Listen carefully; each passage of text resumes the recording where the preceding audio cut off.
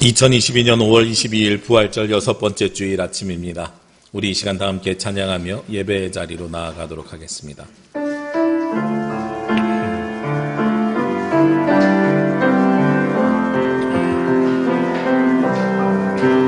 주께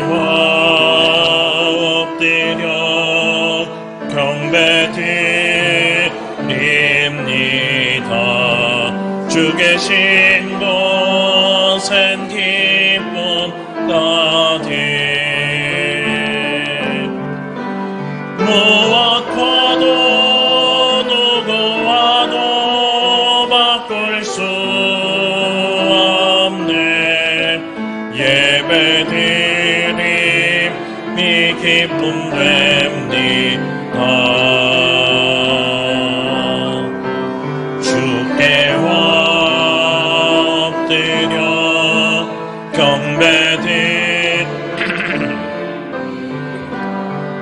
주 계신 곳엔 기쁨 가득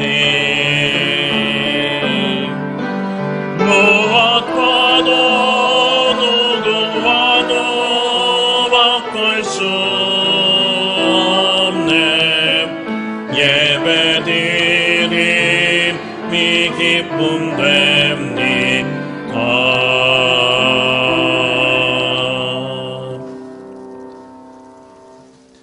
오직 여호와는 그 성전에 계시니 온 땅은 그 앞에서 잠잠할지니라 하시니라.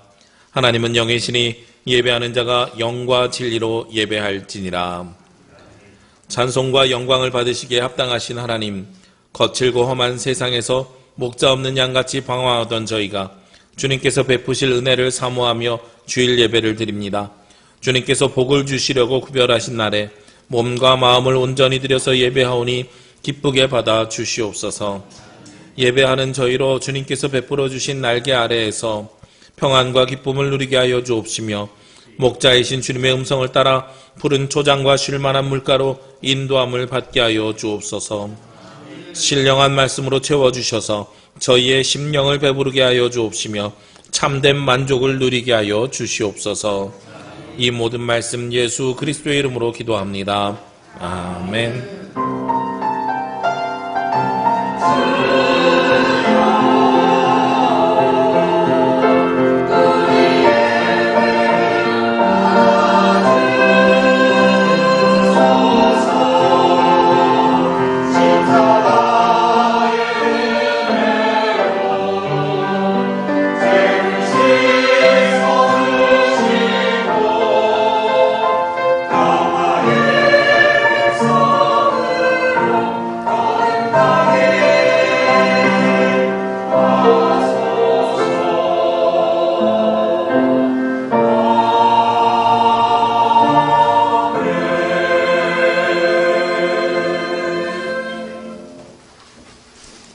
교동문은 39번 시편 95편의 말씀입니다. 오라 우리가 여호와께 노래하며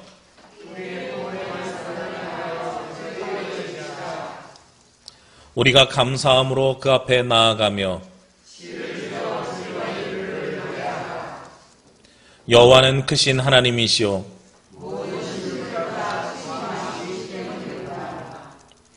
땅의 깊은 곳이 그의 손안에 있으며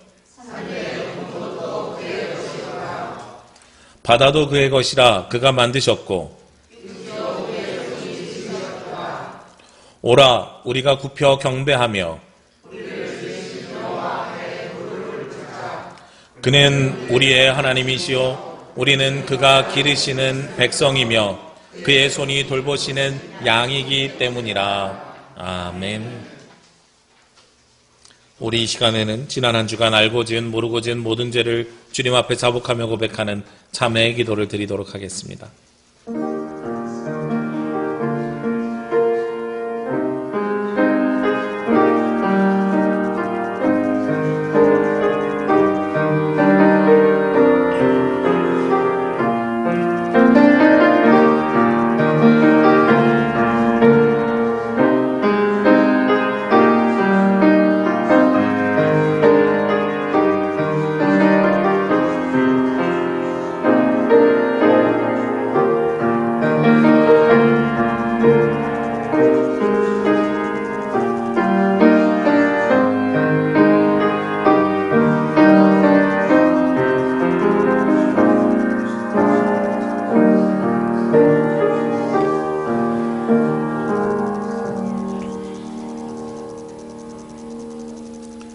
거룩하신 하나님, 저희는 죄인이오나 값없이 주신 구원과 은혜를 받아서 예배합니다.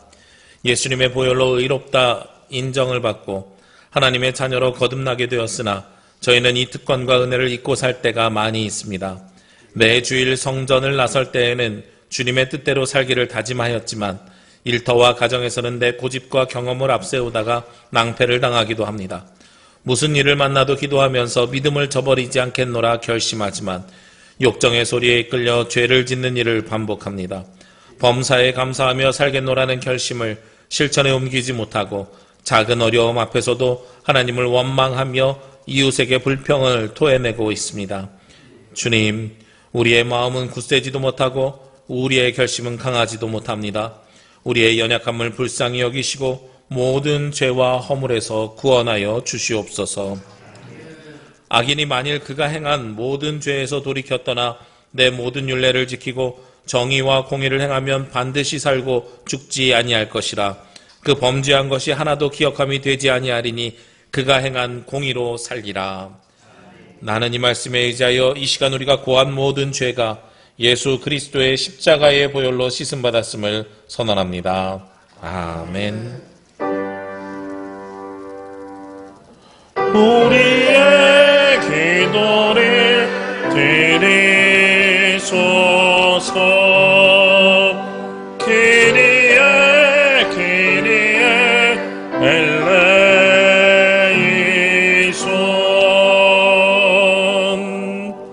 다 함께 사도신경으로 우리의 신앙 고백을 하나님께 드리겠습니다. 나는 전능하신 아버지 하나님 천지의 창조주를 믿습니다. 나는 그의 유일하신 아들 우리 주 예수 그리스도를 믿습니다. 그는 성령으로 잉태되어 동정녀 마리아에게서 나시고 본디오 빌라도에게 고난을 받아 십자가에 못 박혀 죽으시고 장사된 지 사흘 만에 죽은 자 가운데서 다시 살아나셨으며 하늘에 오르시어 전능하신 아버지 하나님 우편에 앉아 계시다가 거기로부터 살아있는 자와 죽은 자를 심판하러 오십니다. 나는 성령을 믿으며 거룩한 공교회와 성도의 교제와 죄를 용서받는 것과 몸의 부활과 영생을 믿습니다. 아멘. 찬송 328장 찬송 드립니다.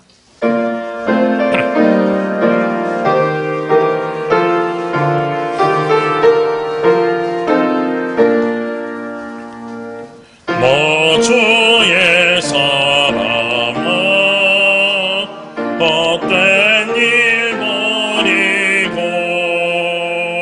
마음과 뜻과 예임 다해 왕의 왕 섬기라. 너 주의 사람아 그날을 죄악의 발을 이기고 새 아침 맞으라. 너 주의 사랑과 교회는 모른다. 할 일이 많고 많으니 다 나와 일하라. 너 주의 사랑과 충성을 다하여 십자가 높이 들고서 날짜치 따르라.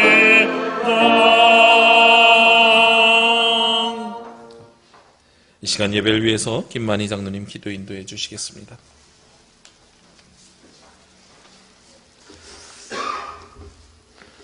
함께 기도하시겠습니다.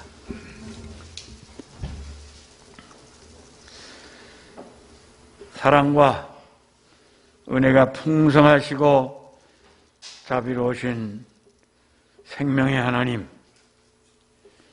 부활의 생명을 저희에게 주셔서 새 삶을 살게 하여 주신 은혜를 진실로 감사합니다. 죄로 인하여 죽은 옛사람 대신에 저희를 새롭게 살리셨으니 저희의 생명은 주님의 것입니다. 이제 계절이 이왕이라고 했던 5월도 한 주밖에 남지 않았고 부활절 기간도 대단한 해 이루고 있는 부활절 6째 주일에 생명이 주인이 되시는 주님께 나아와 경건한 마음을 가지고 정성을 다하여 예배를 드리오니 받아 연락하여 주시옵소서. 사랑의 주님, 저희들은 주님의 말씀을 듣기만 했지 그 말씀대로 살지를 못했습니다. 저희들은 주님의 몸된 교회를 드나들기만 했지 섬기지는 못했습니다. 저희들은 가정을 이루기만 했지 화목한 방초동산을 만드는 데에는 정성을 다하지 못했습니다. 그렇게 5월이 다해가는 시점까지도 허송하게 보냈습니다. 주님, 용서하여 주시옵소서. 이제 저희들에게 이와 같은 모습이 습관적으로 반복되지 않도록 도와주시고 주님의 뜻을 담아낼 수 있는 복된 삶이 되게 하여 주시옵소서. 소망이 되시는 주님, 가정의 달을 보내면서 다시 한번 가정을 위하여 기도합니다. 오랜 시간 동안 코로나19라는 병마로 인해서 많은 제약된 삶을 살면서 주님께서 친히 세워주신 가정들이 무너지고 깨지는 일들이 너무 많이 발생하고 있습니다. 말세로 여겨지는 사탄의 공격은 가정을 향하고 있사오니 사탄의 공격으로부터 가정을 지킬 수 있는 길은 예배와 기도밖에 없는 줄 아오니 가정에 사탄이 틈타지 못하도록 가정 예배도 힘써서 드릴 수 있게 하여 주시고 매일 기도로 주님께 가정을 봉헌하기에 힘쓸 수 있는 저희 모두가 되게 하여 주시옵소서. 주님, 이제는 원치 않던 코비드 병마 서서히 물러가면서 제약된 상황들이 호전되고 교회 예배와 신앙생활도 활발하게 이루어질 수 있게 도와주시옵소서.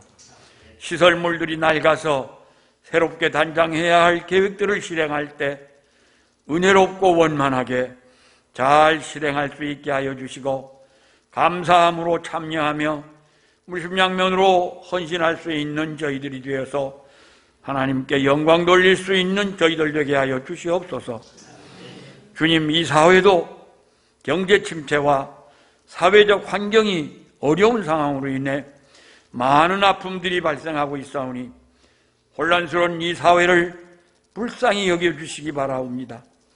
가뭄의 단비가 내리듯 주님이 자비와 은총으로 함께 하셔서 봄날이 꽃과 같이 생기가 가득한 사회가 될 수 있게 하여 주시옵소서.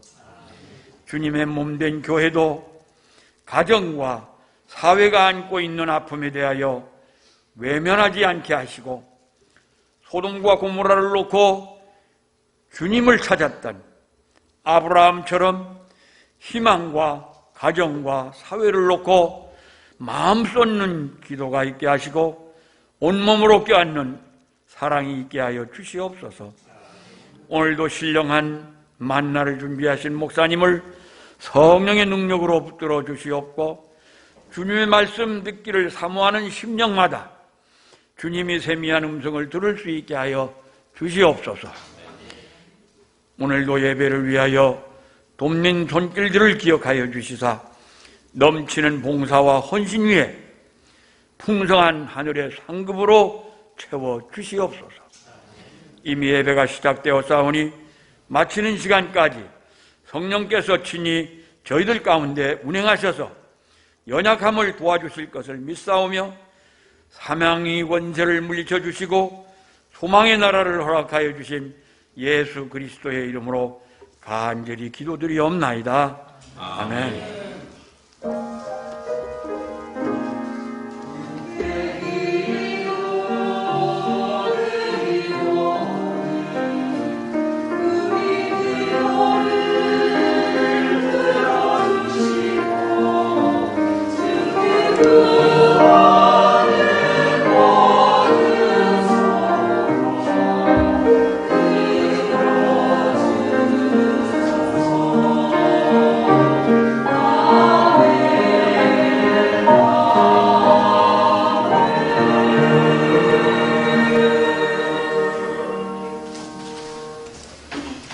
오늘 말씀은 고린도전서 16장 5절에서 12절 말씀입니다.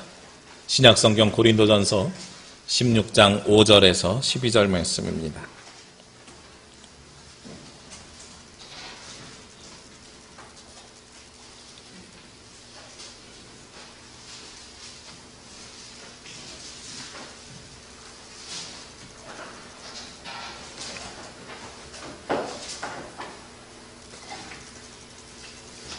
고린도전서 16장 5절에서 12절 말씀을 봉독하겠습니다. 내가 마게도냐를 지날 터이니 마게도냐를 지난 후에 너희에게 가서 혹 너희와 함께 머물며 겨울을 지낼 듯도 하니 이는 너희가 나를 내가 갈 곳으로 보내어 주게 하려 함이라. 이제는 지나는 길에 너희 보기를 원하지 아니하노니 이는 만일 주께서 허락하시면 얼마 동안 너희와 함께 머물기를 바람이라. 내가 오순절까지 에베소에 머물려 함은 내게 광대하고 유효한 문이 열렸으나 대적하는 자가 많음이라. 디모데가 이르거든 너희는 조심하여 그로 두려움이 없이 너희 가운데 있게 하라. 이는 그도 나와 같이 주의 일을 힘쓰는 자임이라.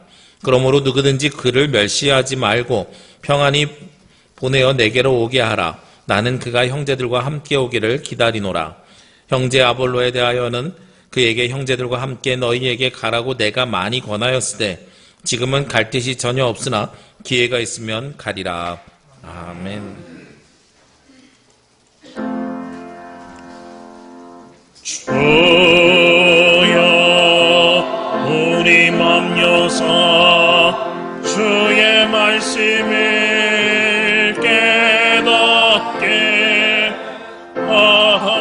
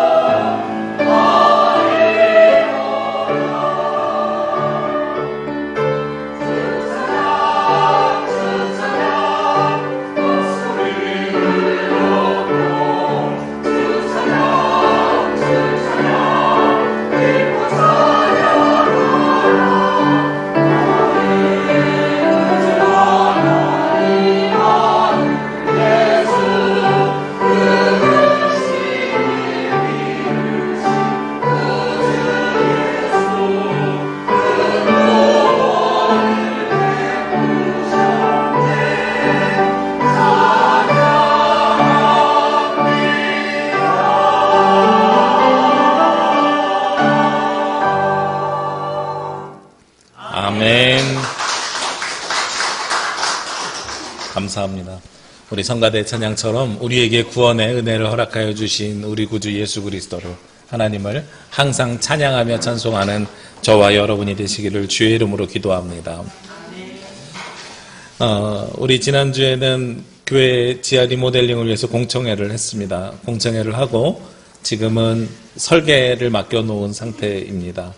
앞으로 진행되는 절차가 조금 남아 있습니다. 우리 지하 리모델링 갑자기 왜 하나 하시는 분들도 있으시겠지만 다시 한번 말씀을 드리면 지난 2년 2개월 동안 지하에서 식사를 저희가 하지 못했어요. 그 사이에 여러 가지 일들이 있었는데 가장 커다란 일 중에 하나는 지하에 물이 찼었습니다. 그리고 지하 바닥에 판넬이 있었는데 거기가 물이 먹었어요. 그래서 다시 지하 식당을 사용하려면 바닥 공사를 해야 되겠다 하는 것에서 이야기가 시작이 되었습니다. 그래서 판넬을 온도를 다시 깔을까 하다가 이제는 바닥에 앉는 것이 불편하시니 의자에 앉읍시다. 그래서 그러면 바닥과 의자를 공사할까 하고 이야기가 시작이 됐습니다. 그러다 보니까 비가 오면 또 물이 생기는 거예요. 방수 공사도 해야 되지 않겠습니까? 환풍기 공사도 해야 될 것 같고요. 건물 지은 지 5, 6년이 지나다 보니까 한 번도 손을 보지 않아서 손봐야 할 것이 많은 거예요. 과거에는 우리가 냉온풍기를 이렇게 위에 단 것이 아니라 지하에 있는 냉온풍기에서 밀어서 나왔거든요. 그러니까 이왕 할 때 그것도 또 철거했으면 좋겠는 거죠. 하다 보니까 일이 많아졌어요. 일이 많아져가지고 그러면 공청회를 하자. 그래서 지난주에 성도님들의 의견을 청취하는 시간을 2주에 걸쳐서 들었습니다. 그리고 남겨진 절차는 당회에서 그렇게 결정했어요. 우리가 설계를 맡기고 설계 도면이 나오면 우리 당회 유상근 장로님과 저와 그리고 이번에 피택 되신 두 분의 피택 장로님 넷이서 함께 도면을 검토하자. 성도님들이 주신 의견이 잘 반영되었는지 검토해서 수정할 것들은 수정하고 도면을 확정 지은 후에 몇 군데 업체에 견적서를 받아서 비교 견적을 받고 그리고 재직회를 공고해서 재직회를 통해서 최종 승인을 하기로 했습니다. 그러니까 재직회가 하기 전까지는 공사는 시작이 안 되는 거예요. 재직회가 되어야 그래서 여러분들이 동의를 해 주셔야 공사가 시작이 됩니다.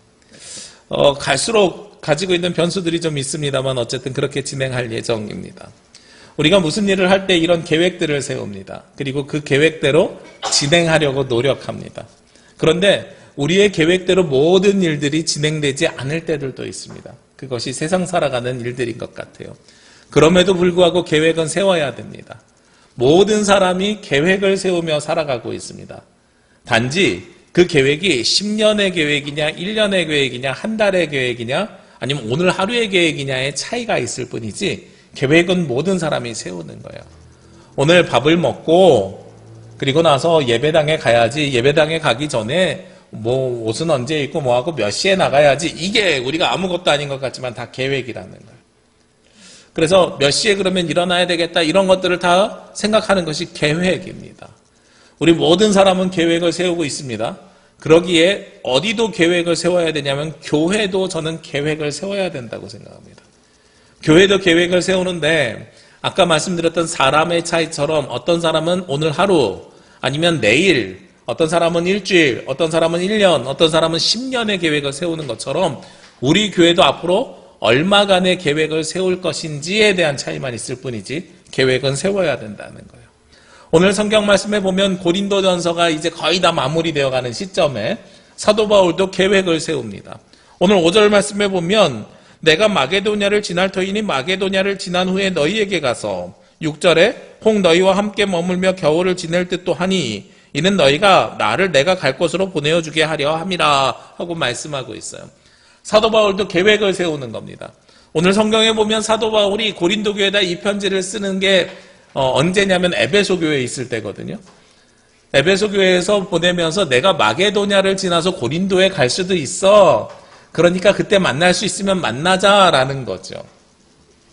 한 2주 전에 제가 한 목사님으로부터 전화를 받았습니다. 목사님, 제가 19일부터 21일까지 제주에 방문할 예정인데요. 목사님 한번 뵀으면 좋겠어요. 언제 시간이 괜찮으십니까? 그래서 제가 지난 목요일하고 금요일에 일정이 있어가지고 그럼 토요일 날 점심때쯤 괜찮을 것 같습니다. 목사님 비행기 몇 시지요? 그랬더니 3시래요. 마침 3시면 잘 되셨네요. 같이 점심 식사하시고 공항으로 바로 가시면 시간 괜찮으시겠습니다. 그래서 그렇군요. 그러면서 뭐 이런저런 이야기 하다가 그러면 알겠습니다. 그때 뵙죠. 목사님 그러시더라고요. 그래서 저도 마지막에 남겼어요. 네, 다음 주에 뵙겠습니다. 이렇게 이야기를 하면서 전화를 끊었어요. 전화 끊자마자 바로 다시 전화가 왔어요. 목사님 다음 주라니요. 아니 19일부터 21일까지 오신다고 하지 않았습니까? 그랬더니 저는 6월 19일부터 21일인데요. 이렇게 이야기를 하시는 거예요. 그래서 죄송합니다. 6월 19일부터 21일은 저희 제주노회 4.3 평화기행이 전국 단위로 이번에 100회 노회라서 전국에 있는 총회 임원들 모시고 진행을 하거든요. 전국 단위의 행사가 제주노회에 있습니다. 제가 노회장이라서 그 행사를 빠질 수 없어요. 목사님, 그 행사가 끝나는 시간이 4시네요. 목사님 3시 비행기면 제가 그 기간 동안 한 번도 못 뵐 것 같습니다. 죄송합니다 하고 말씀을 나눴어요. 우리가 뭐든지 계획을 세우고 사도 바울이 그런 이야기를 오늘 하고 있는 거예요. 내가 제주 갈 건데 가는 길에 너 봤으면 좋겠어 라는 연락과 똑같이 마게도냐를 거쳐서 고린도로 갈 건데 가는 길에 봤으면 좋겠어 라는 이야기를 오늘 성경에서 하고 있는 겁니다. 이 계획은요, 이야기하는 것, 내가 세우는 것만큼 중요한 것이 함께할 사람들과 그 계획을 공유하는 것이 중요합니다.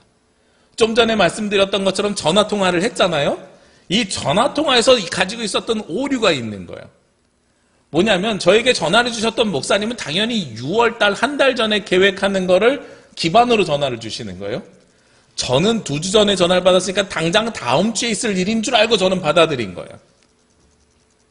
계획이 온전히 공유되지 못하면 이렇게 통신상의 오류가 생기고, 만약에 그러고선 그냥 전화를 제가 다음 주에 뵙겠습니다라는 말을 끝말을 하지 않았으면은요, 저는 5월 21일 날 토요일 날 그 목사님 한참 동안 기다렸을 거고요.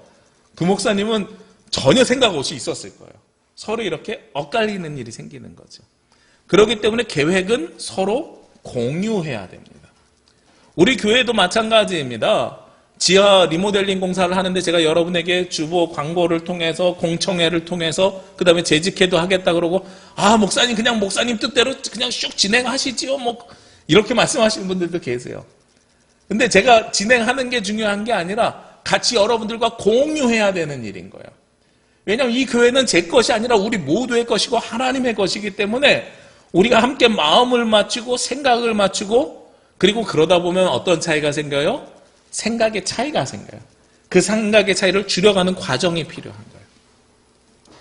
어느 교회는 교회 건축을 진행하는데 건축이 끝나면서 지나가는 분들이 한 분씩 말씀을 하시는 거예요. 본인이 생각했고 상상했던 거랑 다른 모양으로 인테리어가 되는 거죠. 색깔이 좀 뭐 이러든지 아니면 디자인이 좀 이렇게 한마디씩을 툭툭 던지게 되면 그 일을 하시는 분은 상처를 크게 받으시는 거예요. 어머, 내가 하는 일이 틀린 거야? 성도들이랑 다른 생각을 하는 거야? 그 일을 진행하는 게 굉장히 버거워집니다. 그 다음부터. 그렇기 때문에 계획을 충분히 공유하고, 공유한 상태로 100% 합칠 수는 없지만 그래도 마음을 많이 맞춰서 일을 진행하는 것이 우리 가운데 굉장히 중요한 일인 거예요. 그런 의미에서 사도 바울도 오늘 고린도 교회 방문에 대한 계획을 세우고 있는 겁니다. 우리 교회는 되게 중요한 변화의 시점에 지금 서 있습니다. 그냥 지하 리모델링이 중요한 변화의 시점이 아니고요. 사회적으로 볼 때는 코로나19가 아직 종료되지는 않았지만 사회적 거리두기가 해제되면서 우리가 해야 되는 일들이 많아졌어요. 할 수 있는 일들도 많아졌습니다. 그리고 이 시기에 교회가 어떻게 재도약을 할지, 아니면 과거로 돌아갈지 앞으로 나아갈지를 결정해야 되는 되게 중요한 시점입니다. 거기에서 끝이 아니지요. 지난 4월 30일에 제주 카루텔이 문을 정식으로 닫았습니다. 폐업 신고가 4월 30일자로 완료가 됐대요. 제가 그냥 20 며칠부터 영업을 안 하는 건 알고 있었는데 보니까 관공서에서 자료를 찾아보니까 4월 30일에 폐업 신고가 완료가 됐대요. 승인이 났대요. 그래서 어디서 매각할 것인가 궁금해지잖아요. 제가 목회자들 모임에서 이제 카루텔이 문 닫았어요. 그랬더니 진짜로 카루텔이 문 닫았냐고. 네, 우리 교회에서 가장 가까운 전용 식당이 문 닫아가지고 이제 식당에 갈 데가 없어요. 제가 이렇게 농담을 한번 너스레를 떨었습니다. 그랬더니 옆에 계신 분이 농담으로 받아쳐 주시는 거예요. 그 카루텔 남부교에서 사면 좋겠는데 그러시더라고요. 그래서 제가 대답을 했어요. 맞아요. 저도 살려고 마음 먹었었어요. 가면 연회장 그냥 예배드리고 저희가 시설 식당 다 있고 얼마나 좋습니까? 돈 조금만 보태주세요. 제가 계산해보니까 한 680억이 모자라요. 680억만 주시면 제가 그 카루텔 사가지고 우리 제주도에 아주 열심히 섬겨가겠습니다. 이런 농담을 한 적이 있습니다. 네, 카루텔이 매각이 돼요. 아직 확정된 건 아니지만 어디에 매각되고 있냐면 부동산 자산회사랑 이야기가 되고 있대요. 그러니까 호텔을 문 닫고 호텔을 문 여는 것이 아니라 부동산 자산회사면 대부분 거기에다 주상복합 아파트 같은 거를 다시 세울 가능성이 있어요. 뭐 빨라야 5년 뭐 아니면 10년 정도가 걸리겠지요. 그러면 우리 교회도 이제는 그것을 향해서 또 다른 계획을 세워야 될 때가 저는 된 것 같아요. 선교적 비전을 세워야 되는 거죠. 제가 시간이 날 때 몇 바퀴를 돌아봤습니다. 카로텔을 사고 싶어서 땅밟기를 한 건 아니고요. 걸어서 여기가 사이즈가 어느 정도 되는지를 한 바퀴 돌아봤어요. 우리 신세계 아파트도 한 바퀴 돌아봤습니다.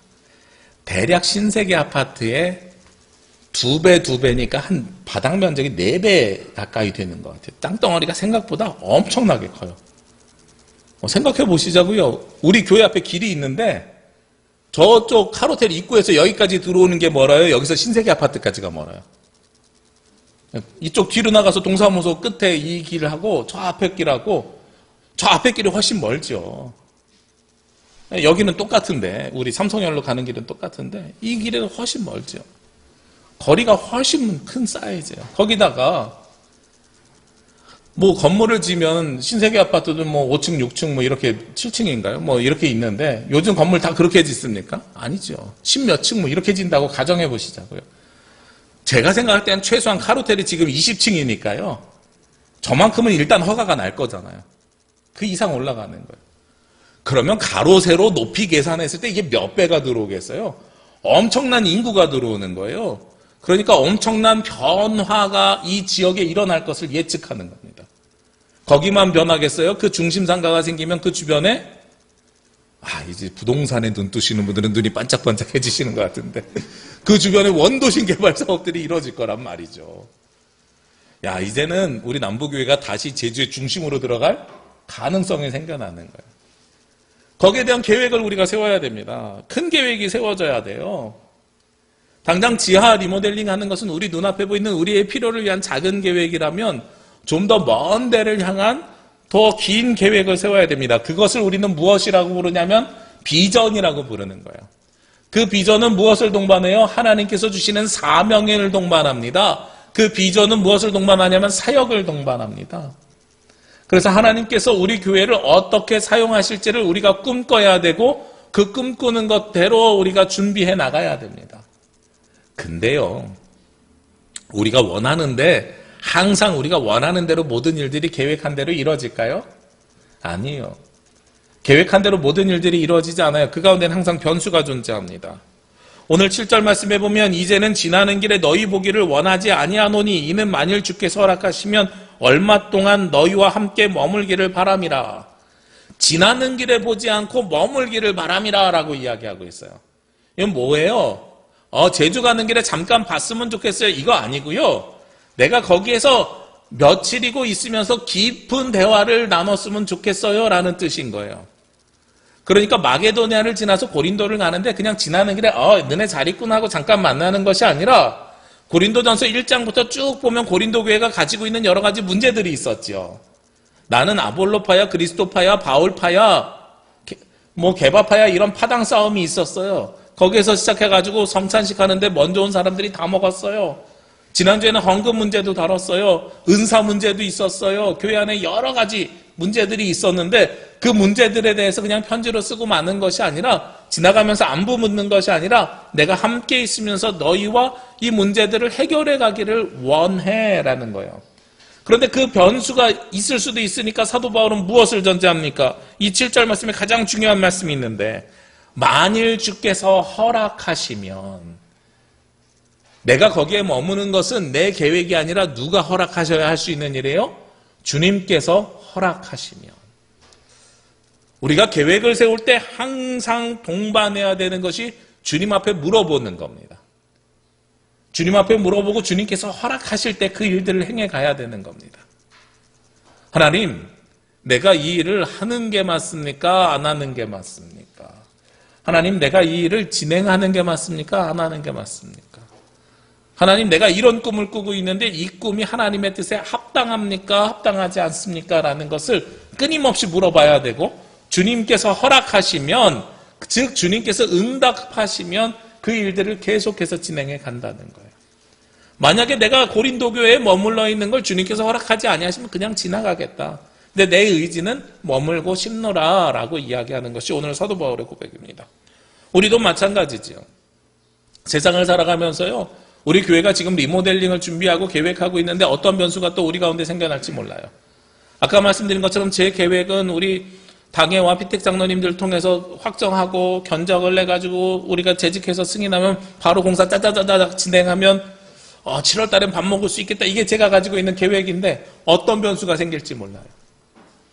요즘 러시아하고 우크라이나 전쟁 때문에 건축 자재비가 엄청나게 올랐다 그러잖아요. 최근에 건축을 마무리한 교회 목사님들이 그러세요. 철근값이요 목사님 추가 비용 지출해줬어요. 뭐 이러면서 우리 계획이랑 너무도 다른 변수들이 생겨나는 거예요. 그래서 이것이 과연 맞는 것인가 틀린 것인가라는 것을 우리는 끊임없이 하나님 앞에 여쭈어야 됩니다. 제가 길을 가는데요, 어딜 가든지 요즘은 짧은 거리도 내비게이션을 스마트폰으로 켜고 갑니다. 통신회사에서 내비게이션을 켜고 가면 제 운전 점수를 매겨줘요. 과속을 몇 번 했느니 안 했느니 뭐 급정거를 했느니 안 했느니 이 GPS로 저를 감시하는 거죠. 감시한 다음에 운전을 잘했느니 못했느니 평가 점수도 줍니다. 제 평균 운전 점수가 95점 정도 됩니다. 그러니까 규칙을 잘 지키는 거죠. 제가 그걸 하는 이유가 있어요. 1년에 뭐 10,000km인가요? 뭐 이거를 넘어섰는데 95점 이상이면 보험료의 11%를 깎아준대요. 굉장히 큰 보험료죠. 그래서 할인받으려고 굳이 제가 동선을 노출하면서 내비게이션을 켜고 다녀요. 그런데 가까운데 아는 길을 갈 때도 그러고 다닙니다. 그런데 내비게이션이 가지고 있는 특징이 있죠. 변수를 줄여줍니다. 요즘 내비게이션이 똑똑해가지고요. 저에게 물어봐요. 이렇게 어디를 간다, 뭐 보슬포교회를 간다, 대림교회를 간다 하고 검색을 하면 항상 물어봐 줍니다. 최단거리로 갈래요? 최소 시간으로 갈래요? 막히지 않는 길로 갈래요? 우회할래요? 이거 다 물어봐요. 내비게이션이 얼마나 똑똑해요. 그래서 보통 시간을 누르면 뭐 12시 58분에 도착 예정입니다. 그럼 1시 전에 들어가겠네 이러고선 출발하거든요. 근데 항상은 아닌데 한 10번 중에 한 번은 평화로를 딱 올라타는 순간에 시간이 변해요. 12시 58분 도착 예정에서 1시 20분으로 갑자기 쫙 변해요. 그리고 조금 더 지나면 1시 30분, 1시 40분 이렇게 쭉 변해요. 왜 그럴까요? 그 앞에 사고가 나는 거예요. 변수가 생기는 거예요. 우리가 예상하지 못한 일들이 생겨날 때들이 있어요. 제주에 살면 그 일들은 더욱더 잘 느끼게 됩니다. 지난 2018년에요. 제주에서 우리 교단 전체 총회가 있었습니다. 그때 총회 직원들이 1월 달에, 9월 달에 총회가 있는데 1월 달에 미리 내려와서 장소를 답사를 하고 싶다고 저에게 도움을 요청했어요. 그래서 총회 직원들이랑 아침에 여기 라마다 호텔, 탑동에 있는 라마다 호텔을 가서 그 안을 살펴봤습니다. 저희가 보통 1000명 정도 내려오고 회의실에 800여 명이 들어가야 되는 회의실이 있어야 되는데 라마다 호텔 가봤더니 680명 정도. 너무 아깝더라고요. 왜냐하면 이 강대상이 이렇게 쫙 열려요, 뒤에. 전자로 쫙 커튼이 열리면서 바다가 쫙 보이는 거예요. 예배 드릴 때 뒤가 쫙 열리면서 바다가 보이면 얼마나 은혜롭겠어요. 야, 장면 멋있을 것 같은데 680명 들어가니까 한 100 몇십 명이 못 들어가니까 포기를 했어요. 그리고 그 다음에 그 인원이 들어갈 수 있는 큰 시설이 표선에 있는 해비치 호텔. 거기 갔더니 딱 850명 들어가더라고요. 그래서 일단 하나 킵. 그 다음에 가는 곳이 중문에 있는 컨벤션 센터. 거기는 뭐 2,000명도 들어가는데 문제는 가격이 너무 비싼 거야. 그래서 총회 직원이랑 고민을 하는데 기억에 남는 사건 하나는 무엇이었냐면 아침에 라마다를 가는데요. 부슬부슬 비가 와요. 그래서 그 같이 있었던 목사님이 저에게 그런 이야기를 하는 거예요. 확실히 제주는 따뜻한가 봐. 1월 달인데도 비가 오네. 서울 같으면 눈이 오는데 이러더라고요. 근데 해비치를 갔더니요. 날이 너무 좋아요. 햇빛이 너무 좋아가지고 거기서 사진을 막 여러 장 찍었어요. 햇빛이 좋아가지고 사진 여러 장 찍고 와 무슨 봄날 같아 1월달에 이렇게 사진을 찍었거든요. 그리고 나서 중문을 갔더니 날이 너무 흐린 거예요. 어두컴컴해요. 아니 오후 3시밖에 안 됐는데 왜 이렇게 시커매 이랬었어요. 그런데 평화로를 딱 올라타는 순간에요. 눈이 오기 시작하는 거예요. 그래서 차가 2대가 총회 직원들이랑 2대가 움직였는데 하나는 렌트해서 제 뒤를 쫓아오고 저는 이제 또 다른 목사님 그래서 2팀이 이렇게 움직이는데 저는 그 육지에서 살던 습관이 있어서 항상 차에 체인을 가지고 다니거든요. 눈이 오길래 바로 체인을 차고 차를 이렇게 쭉 공항으로 와서 저희 차에 타신 목사님들은 그날 집에 갔어요. 근데 제 뒤에 오던 목사님들은 2시간 동안 평화로에 갇혀가지고 그날 못 가고 전화 왔어요. 저녁에 목사님 숙소 좀 구해주세요 이러고 저녁에 전화가 왔어요. 우리가 생각한 거랑 우리가 계획한 거랑 전혀 다르게 이 제주라는 좁은 땅 안에서도 날씨가 동서남북이 다 다르면서 우리의 삶의 환경을 다 변화시켜가는 거예요. 그렇기 때문에 우리가 무슨 일을 하든지 항상 무엇을 해야 되냐면 주님으로부터 허락을 받고 해야 됩니다. 그리고 그 변화가 누가 잘했기 때문에 비행기를 잘 탄 사람은 하나님께서 허락하시고 못한 사람은 허락 안 하신 게 아니에요. 다 목사님들이에요. 하나님께서 그렇게 하신 이유가 있다고 저는 생각을 하거든요. 그래서 우리가 총회를 준비하면서 더 많은 변수를 계산하게 됩니다. 날씨라든지요, 비행기를 못 탔을 경우에는 어떻게 대안을 해야 되는지 대비책들을 그것도 만드는 일들이 만들어지는 거죠. 그렇게 우리가 계획을 세우고 변수에도 대응을 하면 그러면 일들이 또 잘 진행되느냐? 그렇지 않아요. 오늘 성경 말씀에 8절과 9절 말씀에 보면 내가 오순절까지 에베소에 머물려 함은 하면서 사도 바울이 오순절까지 에베소에 일단은 머무를 것을 이야기합니다. 오순절이 성령 강림절이잖아요. 지금이 오순절을 기다리는 사도 바울이 이 고백하는 시점이랑 똑같아요. 그런데 머물려 하는 이유가 있어요. 9절 말씀해 보니까 내게 광대하고 유효한 문이 열렸으나 대적하는 자가 많음이라. 광대하고 유효한 문이 열렸대요. 세번역 성경으로 읽으면 이 말씀이 좀 더 명확해서 세번역 성경으로 읽어드리겠습니다. 나에게 큰 문이 활짝 열려서 일을 많이 할 수 있는 기회가 생겼습니다. 그러나 방해하는 사람들도 많이 있습니다. 새 시대를 준비하고 변화를 준비하게 되면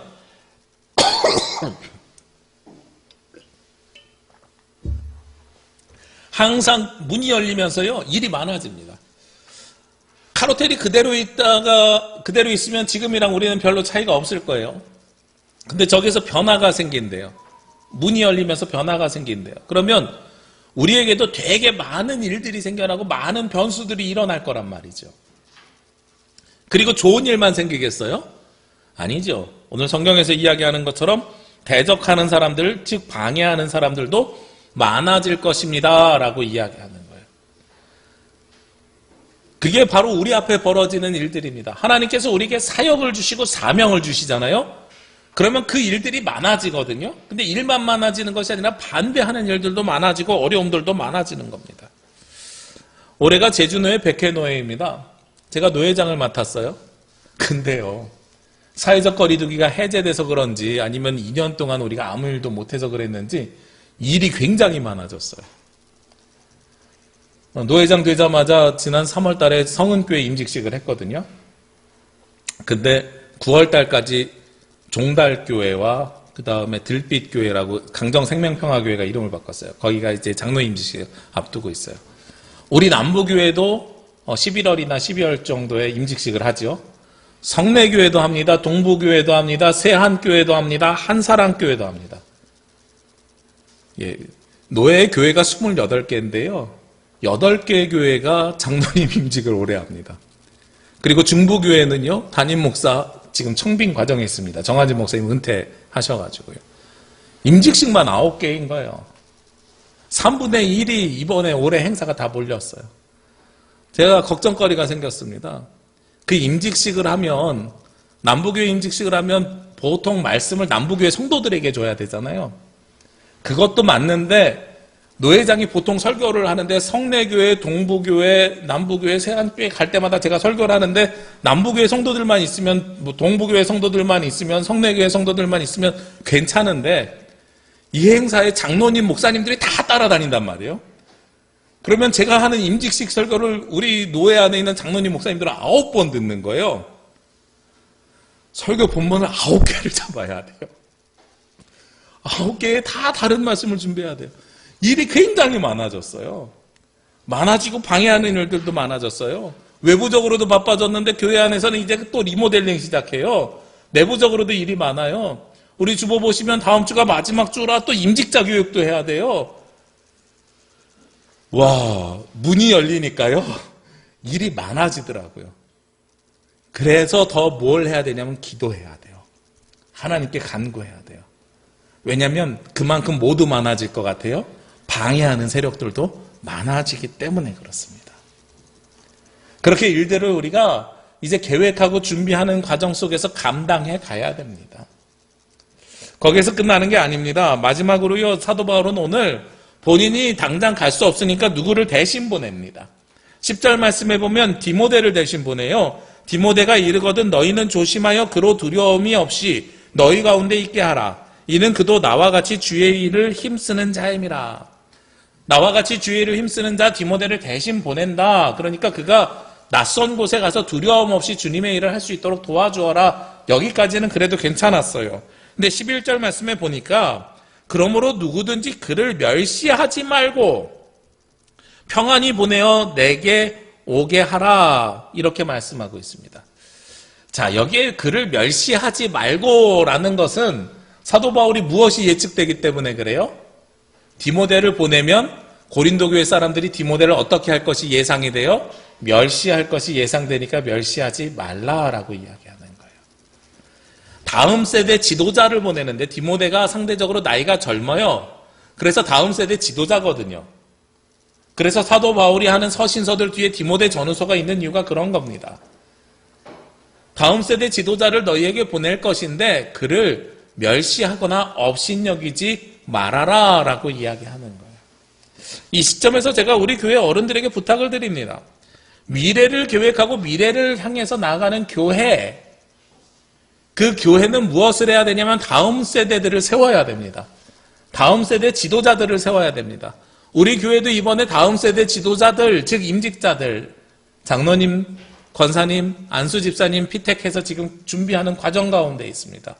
이분들을 세워가야 되는데 이분들이 그 사역을 잘 감당할 수 있도록 누가 도와주셔야 되냐면 어른들이 도와주셔야 되는 거예요.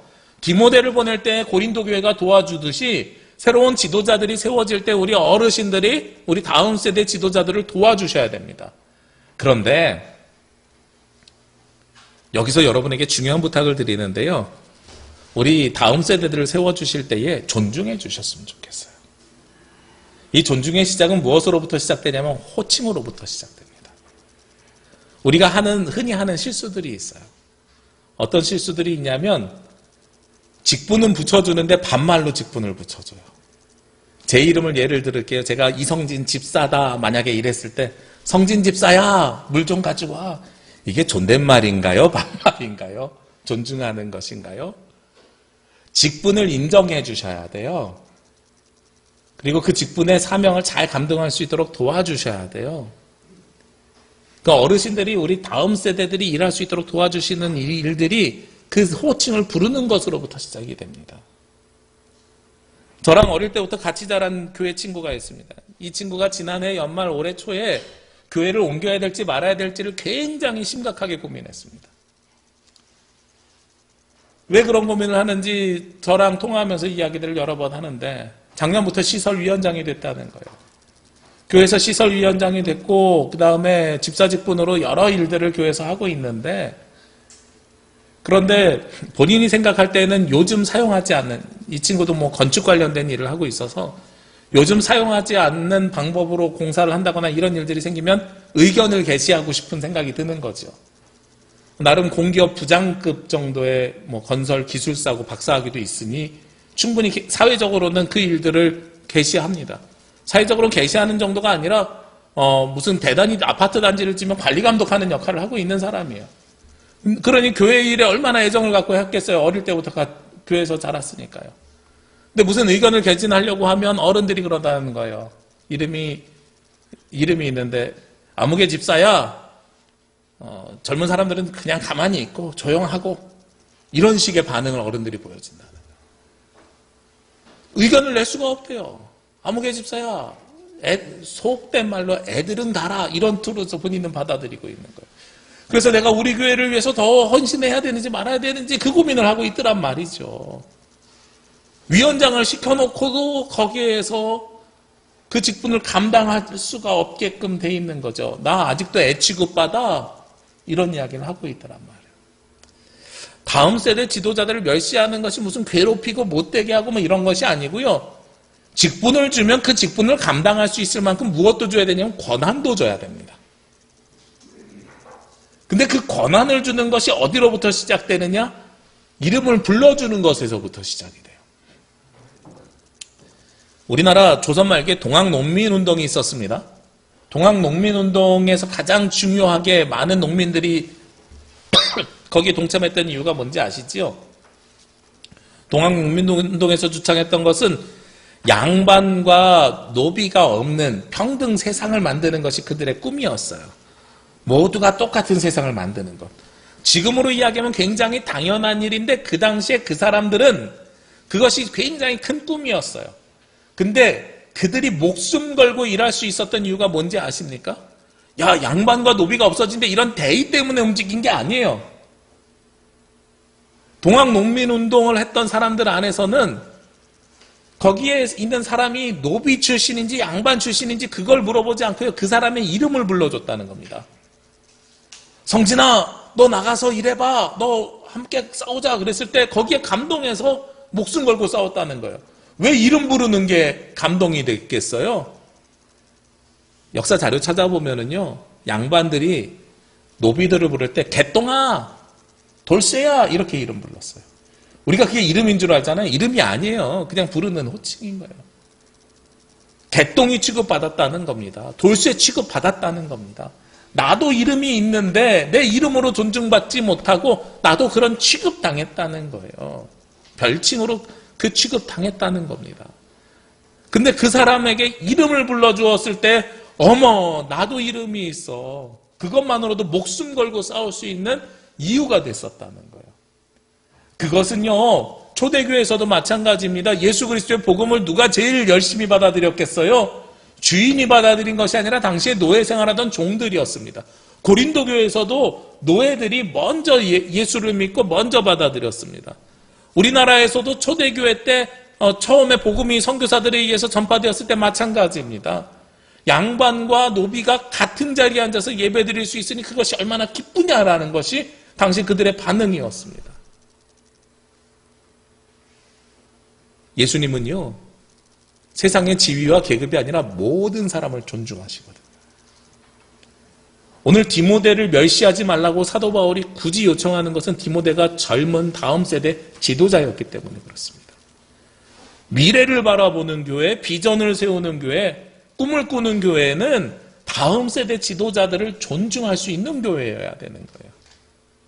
제가 오늘은 호칭에 대해서만 말씀드렸지만 그 의식이 있어야만 우리가 미래를 꿈꿀 수 있는 교회로 성장해 나갈 수 있다는 겁니다.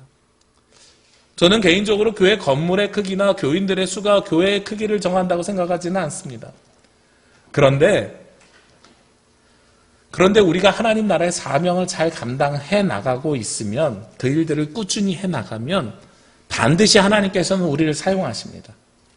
우리를 통해서 이 땅과 이 지역을 변화시켜 가십니다. 저는 그것을 믿고 있는 사람입니다. 한국 기독교가 위기라고 할지라도 하나님께서는 반드시 우리를 통해서, 우리 중에 남은 자들을 통해서 하나님의 역사를 이어가십니다. 우리가 어둠 후에 빛이 오며 미가서 7장 8절 말씀, 구약의 말씀을 올해 표어로 했는데요. 미가서 5장에 보면 누가 나오냐면 남은 자들이 나와요. 그 어떤 우상들 속에서도, 외적의 침략들 속에서도 하나님을 잊지 않고 신앙을 고난과 고통 가운데서도 지켜왔던 남은 자들, 그들이 왼수들에게 하는 이야기가 나는 어두움 후에 빛을 주시는 예수님을, 하나님을 믿습니다, 신뢰합니다 라는 고백이 바로 이 미가서 7장 8절 말씀이에요. 우리가 지금 어둠의 시절을 지내고 있을지 몰라도 빛을 바라볼 수 있는 이유가 무엇 때문입니까? 남은 자들이 있기 때문이거든요. 그러면 남은 자들은요, 미래에 대한 비전이 있는 사람이고 꿈을 꾸는 사람들이에요. 하나님께서 우리에게 빛을 주실 것이라는 것을 믿는 믿음에 확신이 있는 사람들입니다. 그래야 우리가 빛을 바라볼 수 있어요. 하나님께서 우리 남부교회를 이 제주 원도심에 사용하실 겁니다. 분명히 사용하실 겁니다. 사용하시기 위해서 우리를 남겨두셨을 겁니다. 이제 우리는 꿈을 꿔야 될 때입니다. 지하 리모델링을 시작으로 땅 밑에서부터요, 이제 차근차근 올려가야 되는 거예요. 건물 바꾸자는 말씀 드리는 게 아니에요. 우리가 어떤 꿈을 꾸든지 하나님 나라를 위한 사명의 복음의 꿈을 꿔야 됩니다. 그러면 하나님께서 여러분들을 사용하십니다. 그리고 여러분들이 오늘 사도 바울과 같이 주님께 늘 기도하고 간구하는 가운데 주님의 응답을 들으십시오. 그러면 일이 많아지고 대적하는 자들이 많아질지라도 하나님께서는 우리를 통해서, 그리고 우리가 어려우면 사도 바울 대신에 디모데가 간 것처럼 다음 세대를 통해서 반드시 그의 나라를 이루어 가십니다. 그의 나라가 이 땅에 이루어지기 위해서, 하나님의 나라가 제주에 이루어지기 위해서 쓰임받는 저와 여러분이 되시기를 주의 이름으로 기도합니다. 기도드리겠습니다. 사랑과 은혜가 충만하신 아버지 하나님, 이 시간 주님 앞에 나와 기도와 찬양과 간구하며 하나님의 음성을 들을 수 있도록 인도하여 주시니 감사합니다. 주님께서 주시는 그 말씀에 따라 주님의 뜻에 합당한 삶을 살아가게 하여 주옵소서. 저희들 사람이 비록 계획하지만 이루시는 분은 주님이실 줄로 믿고 고백합니다. 주님, 우리의 인생을 주관하여 주시고 우리의 삶을 인도하시고 하나님의 뜻이 우리를 통하여 이 땅에 이루어질 수 있도록 주님 역사하여 주시옵소서. 이 모든 말씀 예수 그리스도의 이름으로 기도합니다. 아멘. 이 말씀 따라 사는 동안 지치지 않게 하시고, 이 말씀 따라 사는 동안 주님 나라 이루소서. 다 함께 찬송 633장 찬송하시며 예물 봉헌하겠습니다.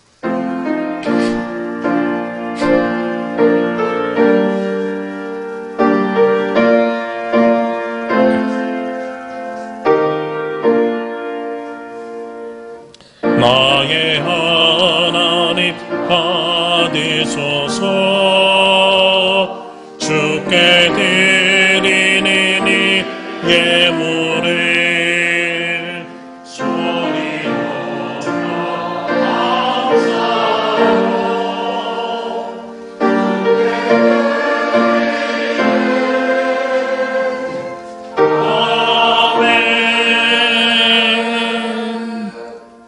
기도드립니다. 늘 우리의 인생을 주관하시고 인도하여 주시기 원하시는 창조주 아버지 하나님, 세상을 살아가며 우리의 뜻대로 되는 일이 없음을 알고 주님의 인도하심을 기도하며 간구합니다. 하나님의 자녀들이 세상을 살아가며 만나는 어려움과 고난과 고통, 아픔과 슬픔을 하나님의 놀라우신 능력으로 이겨내는 주의 자녀들이 되게 하여 주옵소서. 이 시간 우리의 삶을 늘 인도하여 주시는 하나님의 자녀들이 기도와 간구, 예배하며 예물과 정성을 올려드립니다. 열의 하나를 거룩하게 구별하여 드리는 예물과 감사의 제목과 약속 있는 예물, 복음 선포를 위한 예물을 올려드립니다. 주님, 주님의 놀라우신 은혜를 경험하며 주님의 채워주심을 통해 감격하는 주의 자녀들이 되게 하여 주옵소서. 주님, 가장 아름다운 계절이 당도하고 행복해야 할 공동체들이 복을 누려야 할 시점입니다. 우리는 버려진 고아가 아니라 하나님의 은혜와 돌보심 안에 있는 생명임을 고백합니다. 이를 기억하는 믿음 안에서 굳게 세워 주시옵소서. 주님께 예배하며 감사함으로 복의 터전을 세우고 회복하는 삶을 살아가게 인도하여 주옵소서. 하나님이 우리와 함께 하심이 무엇보다도 가장 좋은 일임을 믿습니다. 그 믿음으로 담대하게 하시고 사랑하게 하시며 하늘에서 이루어진 주님의 뜻을 이 땅에 펼치고 살아가는데 모자람이 없게 하여 주옵소서. 모든 영광과 감사를 주님께만 올려드리길 원하오며 이 모든 말씀 예수 그리스도의 이름으로 기도합니다. 아멘. 주님의 평화와 위로가 창조된 세상 곳곳에서 예배하는 모든 가정과 성도들 위해 함께 하시기를 기도합니다.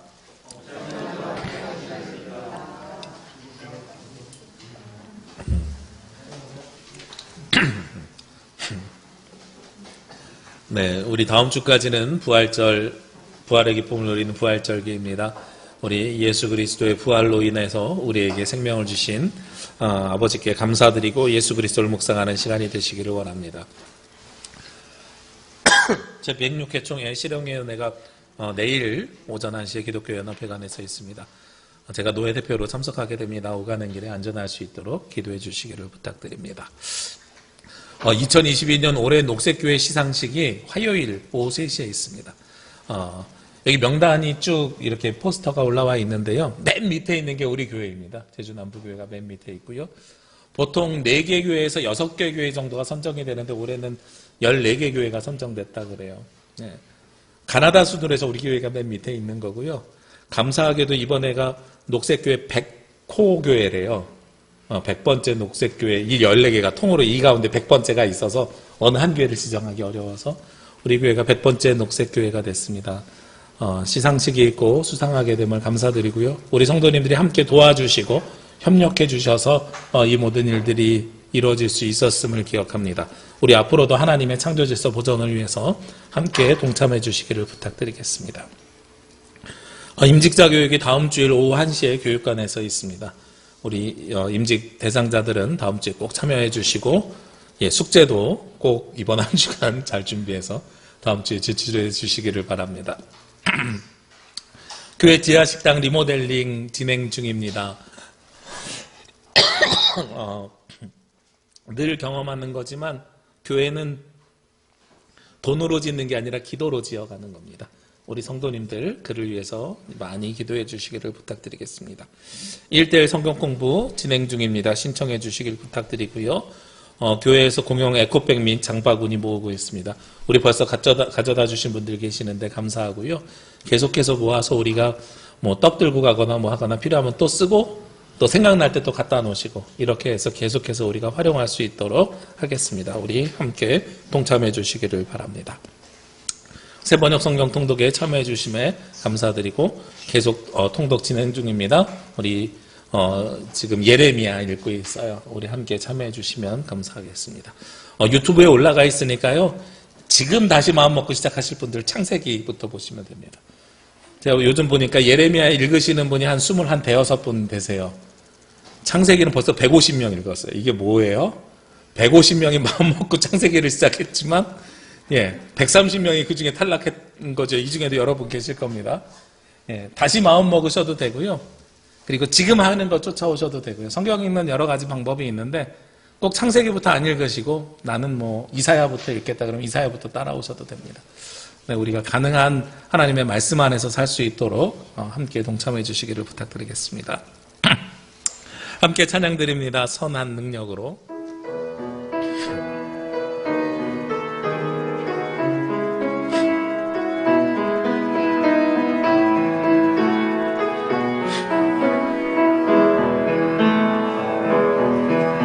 그 선하님의 고요히 감사요.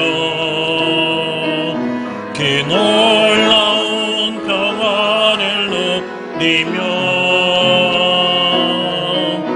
나 그대들과 함께 걸어가네.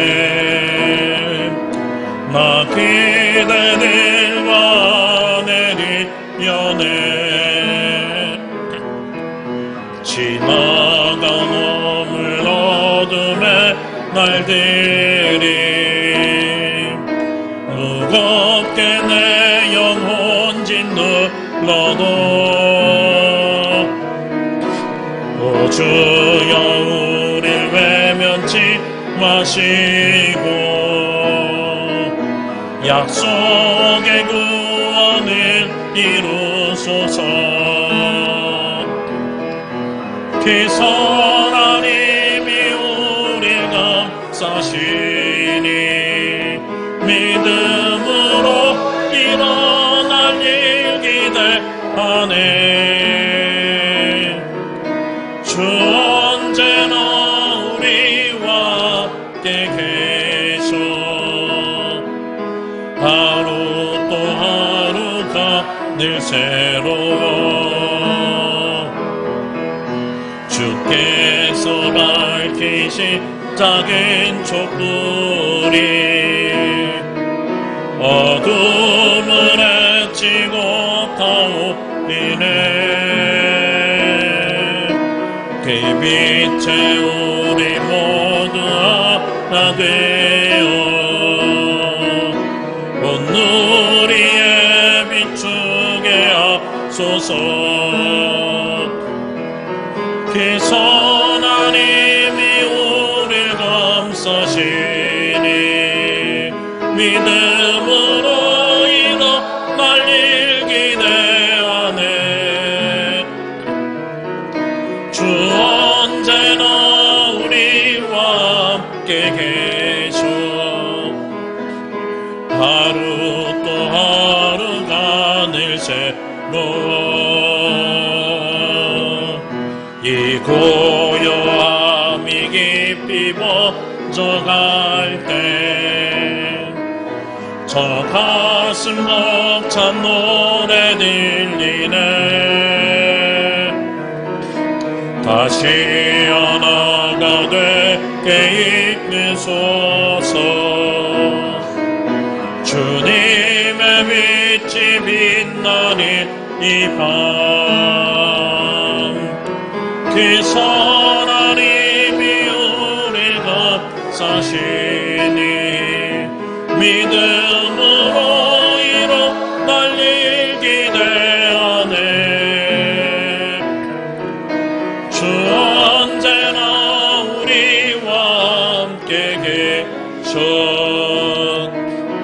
하루 또 하루가 늘 새로워.